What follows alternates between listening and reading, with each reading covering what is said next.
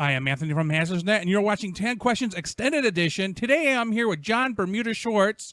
John has been the drummer with Weird Al Yankovic since 1980 and is seen and heard on all of Weird Al's albums, videos, and concert and television performances. I will ask 10 questions about his experience as a professional drummer, as well as what led him onto that path. Hi, John. Hi, Anthony. How are you? That's a horrible question to ask me. I never have a response. I have everything else scripted, but that's the one thing I don't. Oh, you asked the questions then. Okay. So I have more than 10 questions to ask, adjusted specifically for you. If at any time your responses leave an opening, I may ask a follow-up question. Are you ready to begin? I am ready. Okay. So question number one is, what entertained you while growing up? Well, I grew up in the 60s. And, we did things as a family. So, Sunday evenings, we sat in front of the TV, watched Ed Sullivan Show. I watched cartoons. Growing up in Phoenix, there was an afternoon kids show, a live kids show called Wallace and Ladmo, which were two personalities. And they had a number of guests on the show, and they had musical things going on. They had contests. They had cartoons. So basically a lot of TV. Really, but I listened to a lot of music as well. Growing up in the 60s, every time a new Beatles album would come out, I would get that. So listened to a lot of Beatles, Rolling Stones, Monkees, Paul Revere and the Raiders, Beach Boys Association, et cetera, et cetera, et cetera. So music and TV is what kept me entertained. Love the Monkees. I watched their TV show too. Oh, good stuff. Good stuff. So what made you decide to become a musician, and more specifically a drummer? I come from a musical family, not professionally musical, or not at the time, but my father, of all things, played accordion, and which I still have as accordion. And my mother played piano and sang, was a singer on the radio in Chicago, when she was a child, kind of a prodigy. And my brother actually started playing drums when we lived in Chicago, and he later took up guitar, and I inherited his drums. Now, actually, I had played accordion a little bit before that. I took accordion lessons, so I had a little bit of musical melodic background. But as soon as I got the drums, I went to the drums. That was like 1965. I was like 9. I just turned 9 years old. And so there were drums in the house, basically, and everyone around me was playing a musical instrument of sorts. And the drums sort of fell in my lap, and that's the direction I went. Alrighty. So in 1980, you joined Weird Al Yankovic's band. How did that come about? Now, I spoke to my brother Chris, who we know mutually, mine from because he's my brother. So he said that you were actually kind of like a gig drummer at some point, and that's kind of maybe how you may have landed it. Well, not exactly. There's a couple of backstories that go to how I met Al that night. Dr. Demento was doing, for many years, had done a live show in Los Angeles, Sunday nights. And my friends and I, would, as little kids, would always listen to the show, the Dr. Demento show on KMET was the rock station. And Sunday nights, they had 2 hours at the time allotted to him. So, and he played all sorts of, not necessarily novelty stuff at the time, but a lot of kind of old, he was kind of a musicologist. So he would play old jazz records and some old novelty kind of records and some comedy records and stuff like that. Really almost no homemade stuff. People weren't really doing that at the time. I had entered a contest with some friends of mine in 1973 to record a song. He had a contest to record a version of a song that had been a top requested song on the show, and it was just like ridiculous. Every week it was like the #1 requested song called Pico and Sepulveda, and it was just sort of getting old. So he had a contest. He says, everyone out there, who's so inclined, record your own version of the song and send it in, and the winner will receive a 78 RPM record of the original recording, and the runner-up will receive some other recordings signed by me, and stuff like that. So my friends and I, who were also big Demento fans, got together and we recorded a version of Pico and Sepulveda and sent that in. And we didn't come in first, but we came in second. And because we did sort of an instrumental, we did the opening of the song, starts out Pico and Sepulveda, Pico and Sepulveda, Pico, and then we kept it instrumental after that. So the Doctor used it for a while as his theme song because he could talk over it. So that was really cool. We thought that was great. So not too much after that, we recorded another song, sent that in. He played that too, the Ballad of Woodsy Owl. a year and a half went by, mid 1975 now, we recorded another song, Mr. Ghost Goes to Town. And he played that too, usually around Halloween. And that, that was very cool. And my friends and I, sort of parted ways and stuff like that. But a few years later, and by this time, the Doctor was playing a lot of homemade music on a show, including Weird Al at that point. I was invited down to the show to do an interview live on the air. And it was September 14th, 1980. And Weird Al was there that night. Of course, I knew who Weird Al was. In fact, I had a copy of My Bologna. I didn't bring it with me, but I'd already bought, I was well aware of who he was. And Al was going to debut a song that night on the air that he recorded, that he had written that weekend. Parody of Queen's Another One Bites the Dust, called Another One Rides the Bus. So I got wangled into playing his accordion case, to beating on the accordion case, and everyone else, all the other sort of cast members in the studio, clapped along or had little noisemakers and sang along, stuff like that. We ran through it a few times, but it was just accordion, the accordion case, and a bunch of people making a bunch of noise. So that went out live on the air, and afterwards I said, Al, you should have a band. I'll be your drummer, and that was the beginning of that. Now, as fate would have it, Dr. Demento rolled tape, a proper recording, stereo recording of us doing the song, and that became a single. Al released it as a single. Short time later, in early '81, TK Records released it as a single, and that may have been their very last release. I'm not sure. They went out of business sometime around then, so that could have put them under. And then that's also the version that ended up on the first album a couple of years after that. But that's how I met Al. As I wound up at the station doing an interview talking about the stuff I had recorded that had been played on the radio. I was one of the first people to have homemade music played on his show back in the very early 70s. And I was also playing in other bands at the time. I was allowed to talk about that.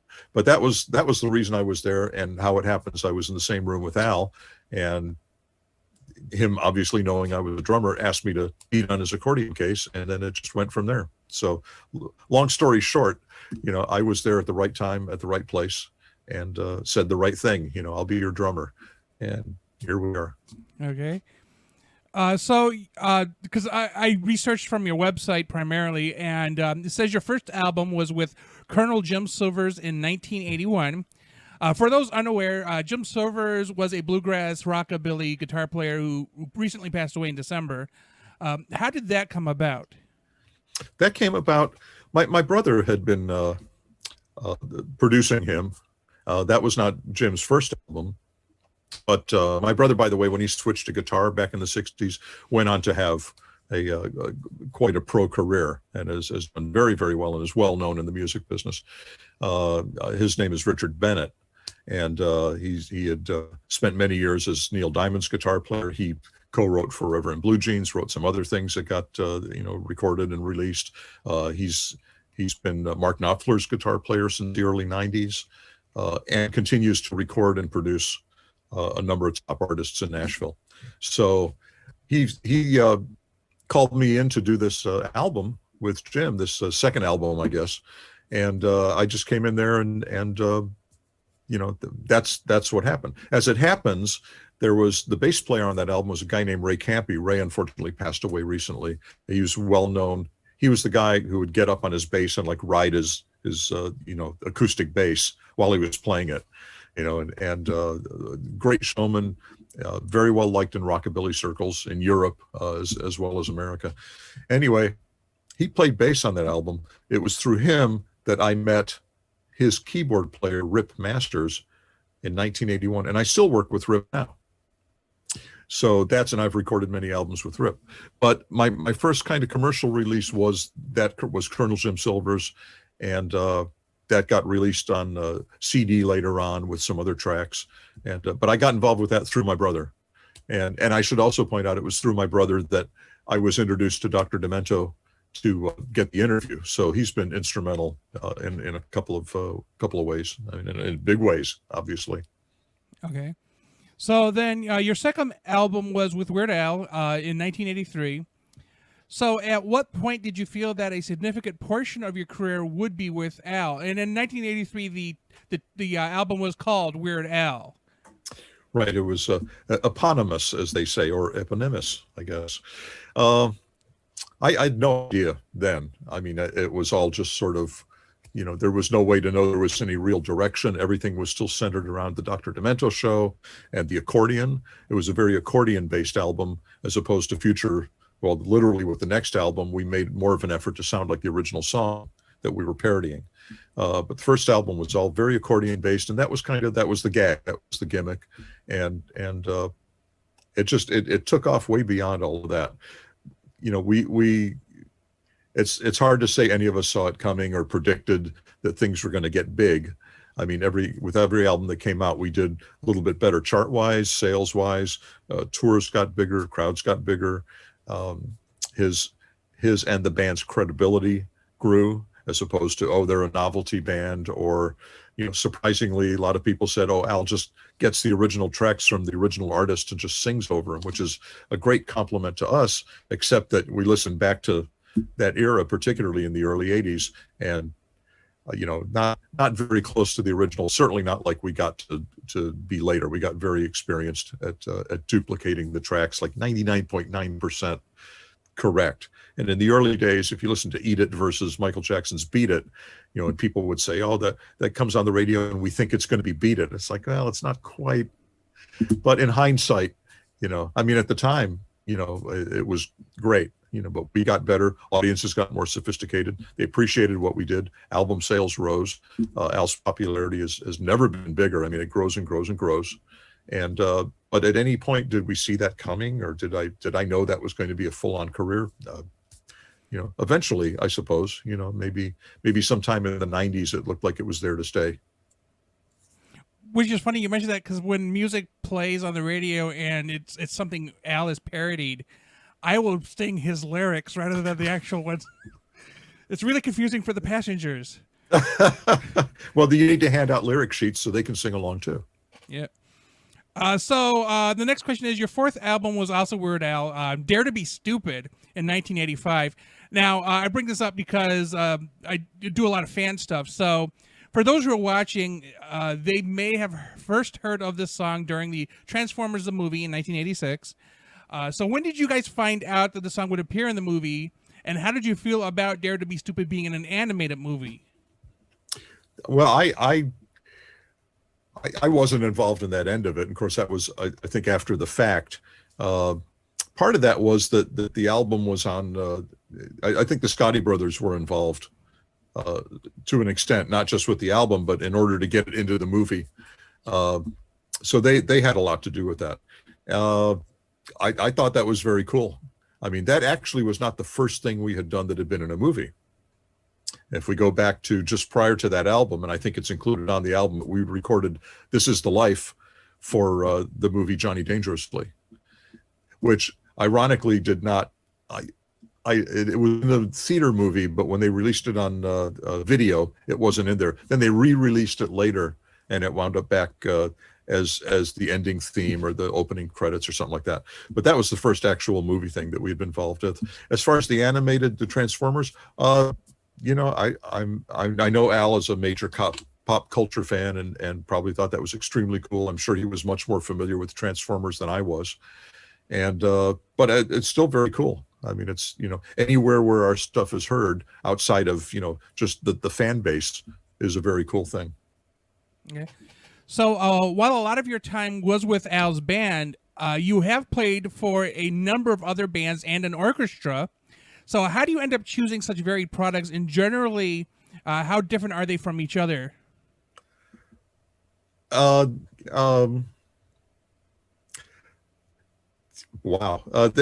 Well, I mean, you could break it up. I mean, like, yeah. How different is it playing in a band compared to an orchestra? Because the orchestra is woodwinds, it's strings, right. It's brass. Well, and for the drummers, it's generally not on a drum set. Although there were times where that was introduced, and I would play the drum set, but I played timpani and I mean, I would snare drum, I would play bass drum, whatever it was. I wasn't the only percussionist. I was sort of the star, and I hung around. This orchestra is Junior Philharmonic Orchestra of California, or the California Junior Philharmonic, or the Junior Phil, or whatever, well-known orchestra. I think they eventually finally disbanded in about the last 6 or 7 years. And there were always other people in there. And there were a number of alumni members as well. And we had one guy in there, and I forgot his name, and I'm sure he's gone now.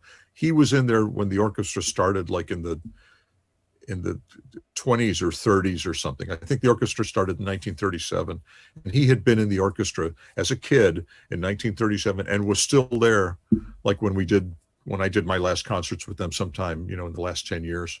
He was still there, an old frail man who's a violin player. And he came to all the rehearsals and did all the concerts. And it was very, very cool. I was getting to be like the old timer there as well.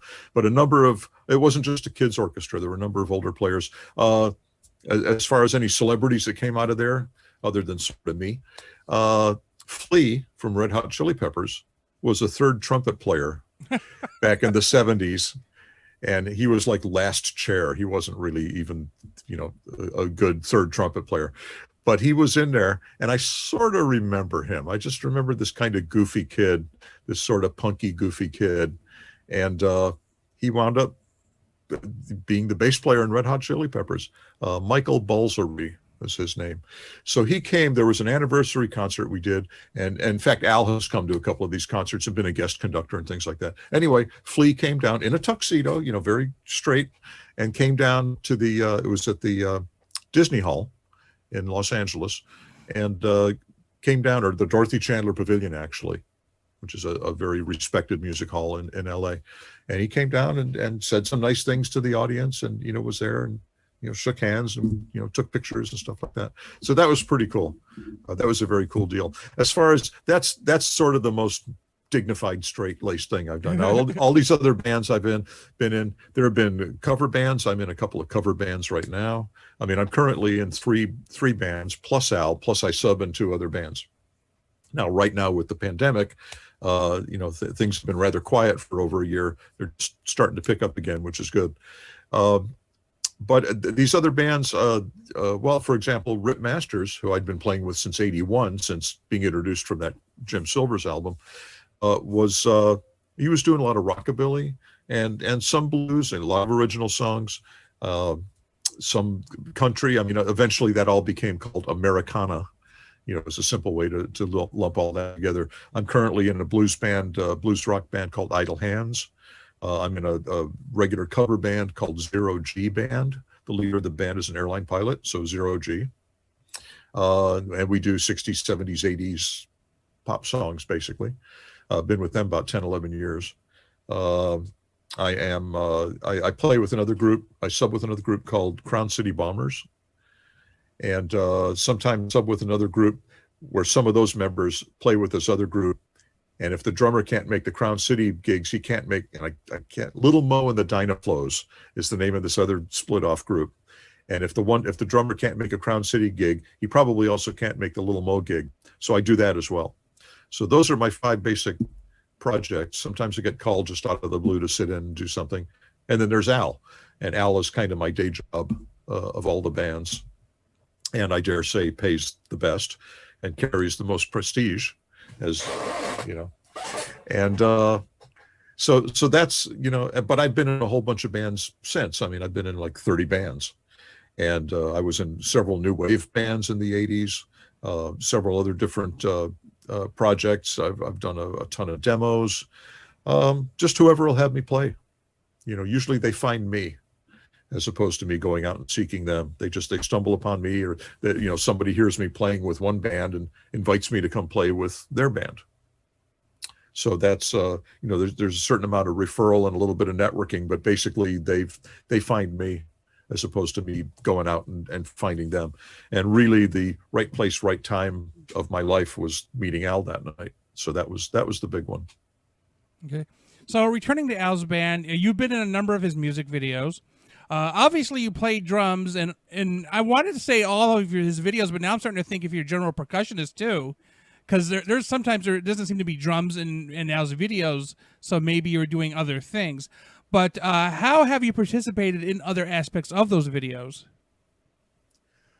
Other than appearing, well, actually, there's that's funny you mentioned that. There's one video where I did some Foley sound effects, noises, etc., for the video, and that was for the Fat video.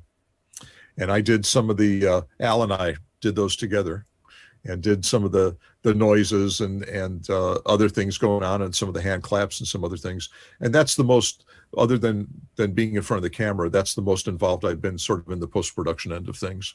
Otherwise, Al, eventually all that stuff was samples, and people just, laid them out on a keyboard and pressed, things, or he did it or whatever. They didn't need me for that. But the Fat video was a lot of fun. That was pretty cool. There's the one guy where Al's running and he gets all winded, and the guy, the one Asian gang member comes out and he's got a hoe and he's going, ho, ho, ho. And that's me doing that voice.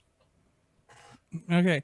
So you are a member of the Screen Actors Guild, and I assume it's because you appeared in UHF. What was your role and overall experience in that movie? Well, the only appearance that we actually had in there was in the video, in the Money for Nothing video that appears in the dream sequence in the movie. That's the only time we actually appear in there. We did, however, the band did record a lot of the underscore with John Dupre.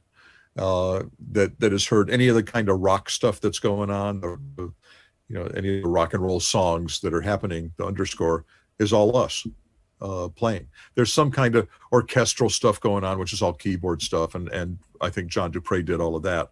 But anytime there's a rhythm section, that's us doing that. That's the extent of our involvement with UHF. Okay, so back to some fandom stuff. The song Pokemon is on the Pokemon 2000 soundtrack. So basically the same question I had for Transformers the movie. When did you find out that the song would appear in the movie? And then how did you / the band feel about Pokemon being in an animated movie?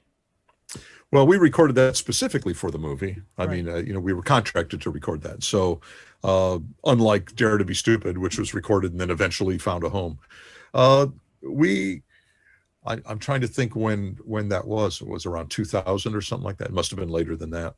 1999, I assume production Okay. started for the movie. So Okay, so we were, we were used to the songs being, that things might be used, and again, it's cool to have that stuff out there beyond just the fan base, beyond the fans buying the albums and coming to the shows, and that's like our little bubble. It's nice to kind of be out there and heard by other people who are not Al fans necessarily, who might hear that and think it's cool, or they might think it's stupid. I don't know, they might think to Dare to Be Stupid. Yes. Yeah, and or maybe they'll go buy a record, they'll buy the soundtrack, and we somehow get paid, so that's cool too. Okay. So your nickname is Bermuda. Obviously, combined with your last name, it sounds like Bermuda Schwartz. How did that nickname come about? Al gave that to me. He gave that to me in early '81, and at a time when he thought, because Weird Al was in quotes, that I should have a nickname.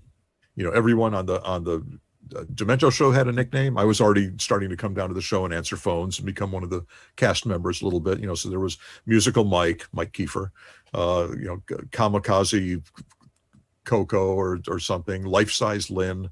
Everyone had a name, so he thought I should have a name and, something I could put in quotes, and that was it. Now, by the time the other band members came along, he, didn't think it was that funny anymore, or didn't think it was that necessary, or maybe they didn't want a nickname. I don't know. But Steve J stayed Steve J all these years. And Jim West, actually, the guitar player, took on Jim Chemo West, and Chemo is Hawaiian for Jim, and he's got a Hawaiian heart. He spends a fair amount of time over there.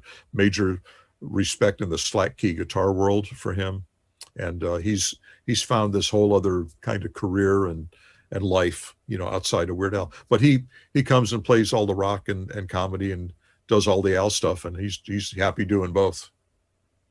So I'm gonna go off and just make a comment here. Nature Trail from Hell. So my brother Chris and I used to replay it over and over and over again because it had a swear in it. I just thought it would be a funny fact because we thought hell was a bad word. So we would play it at night while we're going to bed, listen to it. It just loop. Nature Played to Hell. Oh, he said a dirty. Yeah. Well, you know what? There probably would have been a time in the 50s or even the 60s where that would have been controversial, where perhaps that would have been bleeped out, or wouldn't have been appropriate on a comedy record. Oh, we ruined the cassette tape. That was for sure. So what trends have you seen change since you began in the music industry? Well, recording trends, obviously. Analog to digital, I would say, is a big one. Yeah. The relative disappearance of vinyl, although it's making a comeback, although as a novelty more than anything, which is fine. That's cool. But people's listening habits, meaning they want to listen for free. So records and singles are not selling the way they used to. I cannot wait for 8-track to come back. That would be interesting. There's actually a company or two in the States that are making cassettes again. So it's possible to have a cassette made. I mean, vinyl never really completely went away, but you can actually have a cassette made. 8-track, the only problem with an 8-track is finding an 8-track player. I got one in the basement. Do you? Then you're the guy. Then you can charge people to come over. One sale. Yeah. It's me. They can listen to it at your place. You can charge them to listen to it. That's how you make the money back. There you go. Yeah, ASCAP BMI are going to be like, hey, where's our cut? Yeah, where's our 9 cents? But the trend. I mean, really, the unfortunate trend is that so much music, so much product, has just been given away, is permitted to be given away on YouTube. Owned by Google. They permit it. They completely, all you need to do is put a little disclaimer in there saying, I don't own this. I'm not trying to make any money from this. Oh, okay, well then just give it away. That's fine. And not just music, but TV shows, movies, and documentaries, etc. is all just being given away. It doesn't have any retail value. And sometimes you got to make some money back on this stuff. You don't just put a lot of money into a project just to give it away, just to have it heard, and that be the end of it. Now, in our case, you put stuff, you promote stuff, you put videos out on YouTube, and you're sort of giving away the song and the video and all that in a certain quality, but that also translates into concert ticket revenue. And that's, people still have to pay to get through the door and get a seat and watch you play live. So for most bands, certainly for us, the revenue has switched from selling albums and then sort of going on the road to promote the album has gone to now putting out some singles or putting out an album, and it sort of gets heard and everyone gets to hear it for free on YouTube, and then they want to come see it live. And that's turned around where the revenue side of it has come to live performances. And actually it's that way I think for most bands at this point. Even a Taylor Swift or Justin Bieber or whoever, if they sell 2 million albums or 3 million albums, that's great. Well, they would have sold 20 million albums, 10 years ago. So that change, it's all kind of relative. So in our case, if we sell 1 million albums, well, now we sell 100,000. And now, 50,000 is probably a lot of records, for someone like us. Again, and that's the reason we don't need a record label, is why put out records if they're not going to sell? Al can do that himself. The label was never involved in our touring, so there's still that side of the business for us. So the biggest trend is that things have shifted from product sales to concert revenues, and which is fine too. I mean, there's nothing wrong with that. Okay. So there's so much more to talk about with you, such as your awards and your live performances, all of which people can check out on your website. Do you wish to specifically mention anything else about your career? Have we talked about my book? No, we haven't. This book? Preface that. I always had a camera with me, and I took a lot of pictures and published a lot of photos and online and in a couple of books. A lot of the stuff's been seen, but there was a cache of black and white photos that had never been printed. I'd never done prints. They just were developed and contact sheets and filed away in a cabinet. And I came across those a couple of years ago and looked at them and looked really closely at the contact sheets. I thought, there's some good photos in here. I'll bet the fans would like to see these. So with Al's permission, eventually I hooked up with the publisher. This book came out in November of 2020, pandemic, notwithstanding. And it's all black and white, and it is called Black and White and Weird All Over. The Lost Photographs of Weird Al Yankovic, 1983 to 86. Lost photos meaning nobody's ever seen these. Al in the studio with, Jay Levy, stuff like that. It's available on the A Company website, on the B&N bookstore website, et cetera, et cetera. Can I say Amazon? Yeah, you can say. You could also have said Barnes and Noble. Barnes and Noble. Amazon, as a matter of fact, right now, Amazon has it on sale. And I encourage people to go there and spend less because I still make my 25 cents. So that's fine. I know how that works. Oh, that's my other project. And of course, music and Al related. But that's kept me busy during 2020. And, I'm very proud of that. So that's kind of the other thing. And at this point, I'm just waiting to get back into the gigging situation. And Al will be back on tour soon. okay. So, what are you doing now, and how can people find out more about you online? Now, I have your Facebook, which is facebook.com/Bermuda Schwartz, and then your website is bermudaschwartz.com. Right. Anything else you want to promote? No, that's kind of it. Music, books, photography. Come out and see us when we're back on the road. And it's a family friendly show, but it's not like seeing Barney. It's not like Sesame Street. I mean, it's a great rock show. It's a rock and comedy musical music. What's it? Rock and comedy. They promote it something rock and comedy music extravaganza, multimedia. Anyway, there's a lot going on. Right. There's video, there's audio, there's costumes. In 2019, we toured with orchestra. We had a different orchestra in every city. Doing like special arrangements of all of the songs, whether or not there were strings and horns on the song to begin with, there were in that show. And that worked very well. That was very well received. We played some great venues, with that Red Rocks and Hollywood Bowl and just come out and see Al play. It's a great show. Okay. Well, I've actually been, I think 2 or 3 times I've been to your live shows when you guys did them in Cleveland.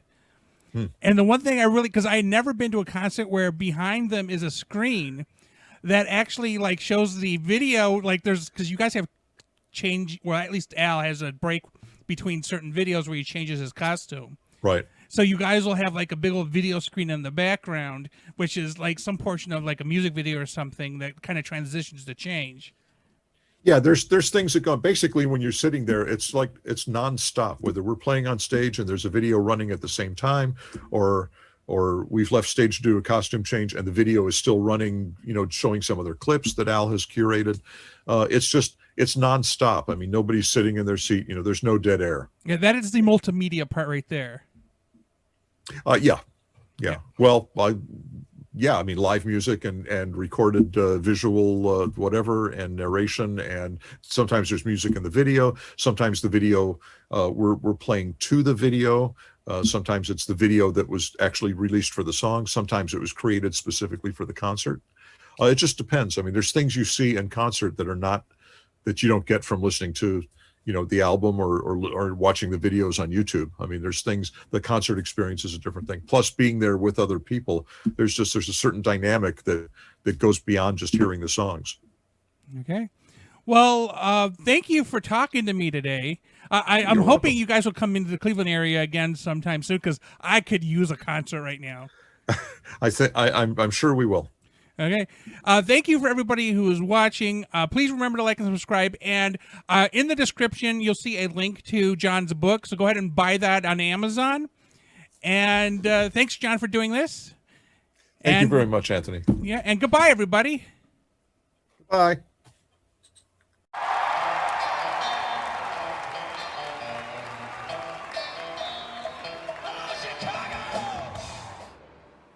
Hi, I'm John Bermuda Schwartz with the Weird Al Yankovic Band, and this is Behind the Beat.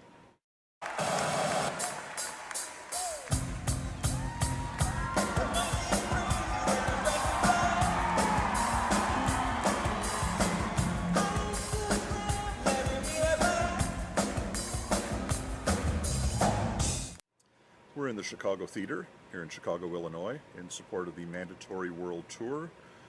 The Mandatory Fun LP was released in July of 2014, and debuted at #1 on the Billboard 200 charts, which is pretty cool. Very cool for a comedy act, very cool for anybody, really. We're on tour, a world tour from May through October of 2015, and got about 110 dates, so it's going to be a busy year. These are my drums for the tour. I've been using these since 2011. These are Keystones in fairly standard sizes, 14 by 24, 8 by 12, 9 by 13, and 16 by 16. All mounted Atlas mounts here and rims mount down here. Using a 6.5-inch Black Beauty with Imperial lugs, regular normal shell. And I like the Keystones in particular sound. They have a lot of bite, they have a lot of punch, there's a lot of warmth there, and I feel like I get a lot out of them when I'm playing them. The kick is beefy, toms are beefy, there's a lot of attack, there's a lot of tone, and it's hard to beat a Black Beauty.